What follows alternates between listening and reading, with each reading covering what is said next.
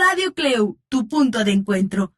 Amigos, ya estamos de regreso aquí en nuestro programa La Huella en el Tiempo. Estamos abordando el tema sistemas de identificación, un tema sin lugar a dudas muy interesante porque no solamente hemos hecho referencia o hasta el momento no hemos hecho referencia de las cuestiones tecnológicas que se emplean, sino estamos haciendo un recuento histórico de la importancia de estos sistemas de identificación. Y ya hablabas de los chinos, siglo VI antes de Cristo, ya empleaban la cuestión de las huellas dactilares para la identificación. Y mira, en el periodo medieval se presenta realmente un papel fundacional en la historia de las formas y prácticas de identificación. ¿Por qué? Y obviamente esto es en Occidente.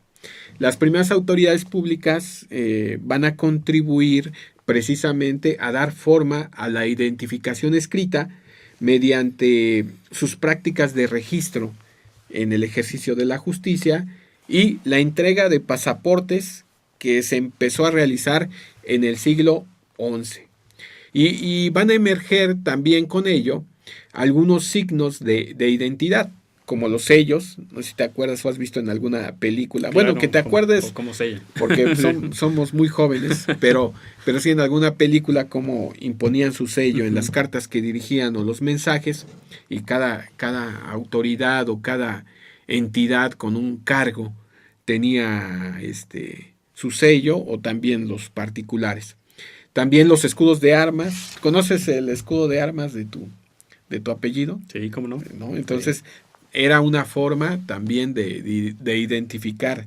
Ya yo tengo ganas de poner ahí mis 2 escudos de armas en la puerta de la casa para que identifiquen al Hernández Martínez. Y bueno, esa era otra forma, los escudos de arma. También las firmas o las insignias, ¿no? Con decoraciones o cómo se identifican en el ejército, y se hace la diferencia entre un coronel, entre un sargento, entre un general, ¿sí? En fin, hay una serie de situaciones, ¿no? Cuando obtienes el grado en la maestría o en el doctorado, te imponen la toga y el birrete, ¿no? Como en otros lugares donde se la ponen antes de hacer el examen. Y todo esto representa una forma de identificar, y todo ello se empezó a reagrupar en un mismo nombre genérico que se denomina signa, que es en latín, que es una señal, una marca, como una característica común que se consideraba como sustituto de la persona en un momento determinado y que expresaban la característica de esta, ¿no? Entonces, esa era una señal que nos permitía identificar a las personas. Obviamente estamos hablando en términos generales, no únicamente en la cuestión de los delitos. Claro, y fíjate que, bueno, pues en esta época moderna, pues el papel de estas autoridades públicas, tanto en la definición como en la codificación de esta identidad individual, bueno, pues se tuvo la necesidad de amplificarla. Aquí, bueno, pues por todos los cambios que se han generado a nivel mundo, llámese economía, llámese circulación de personas, llámese el propio ejercicio de poder por parte, pues, del Estado, ha transformado estas formas de expresar la identidad. Y aquí, bueno, pues van a surgir técnicas de identificación a distancia. Y bueno, los documentos de identidad portátil, aquí, bueno, son una manera de identificar. Las autoridades integraron características físicas de los individuos en los registros, en estos documentos. Y es que así han surgido estos documentos de identidad. A través del tiempo, bueno, se ha visto cómo todas estas características, decíamos, físicas y morfológicas, bueno, van siendo descritas en estos documentos. Sí, con esta evolución nos podemos dar cuenta que se empiezan a generar elementos que derivan del psicoanálisis, de la antropología, de la sociología, de la historia. Y entonces la identidad nos lleva a reconocer a una persona que cuenta con características precisas, que permiten diferenciarlas de otras, puesto que comprende aspectos esenciales que permiten precisar al individuo mismo e identificarlo con referencia a otros. de tal manera que la identidad se refiere a los puntos siguientes: singularización, diferenciación y reconocimiento.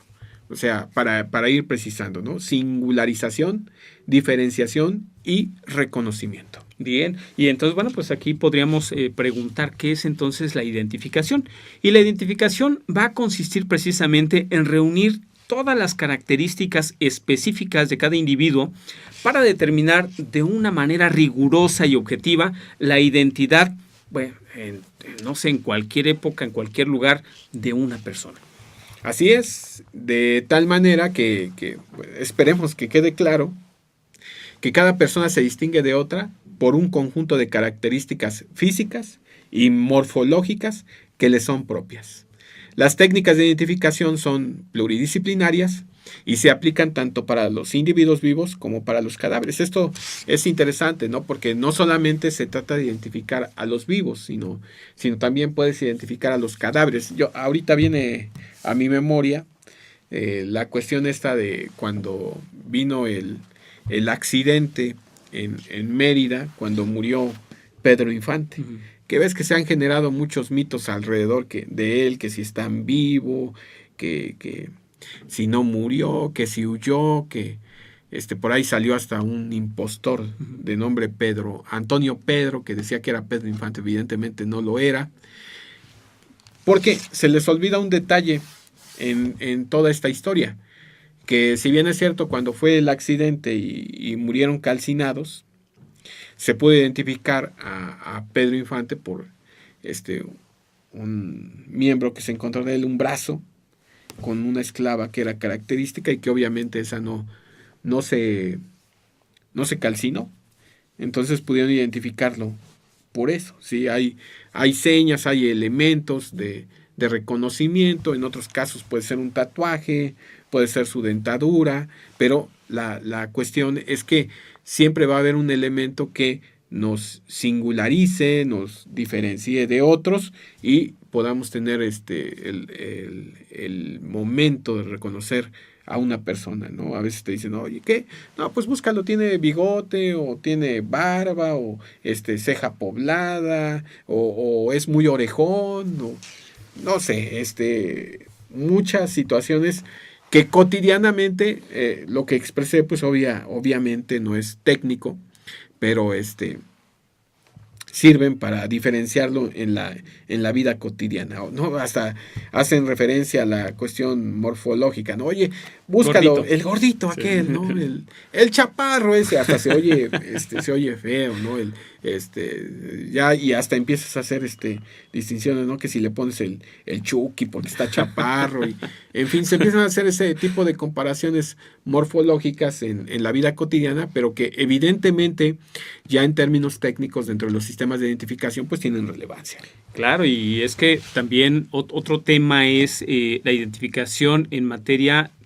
¿Cómo identificar a un delincuente, amigo? Fíjate que aquí, bueno, pues las bases fueron establecidas en el siglo XIX por sociedades antropológicas que fueron fundadas, por ejemplo, en París en el año de 1859, en Moscú en el año 1864, en Madrid en 1865, y dentro de los precursores encontramos a Paul Broca, por ejemplo, que funda la primer cátedra de antropología en París.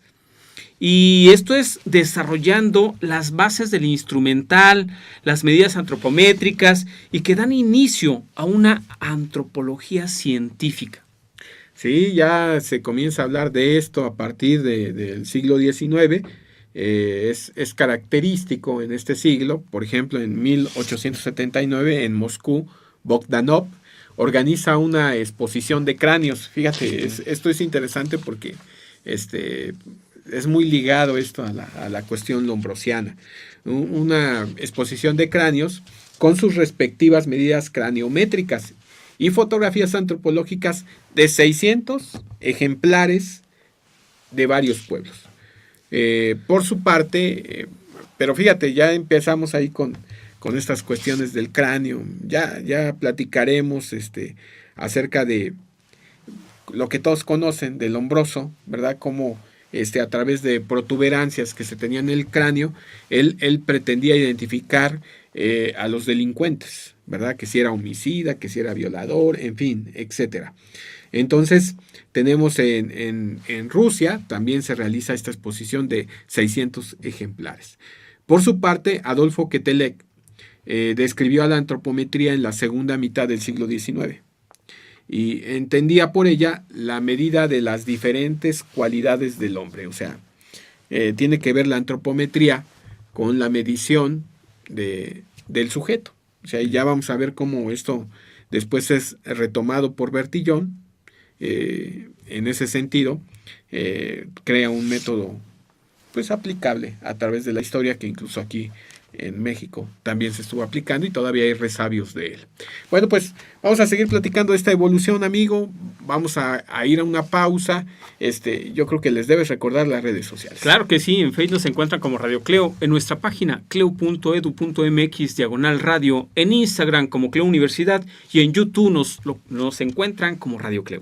Nuestra línea en cabina 22 26 62 49 46 para que con un mensaje, una llamada, retroalimenten este programa. Estamos hoy marcando la huella en el tiempo. Vamos a una pausa y regresamos.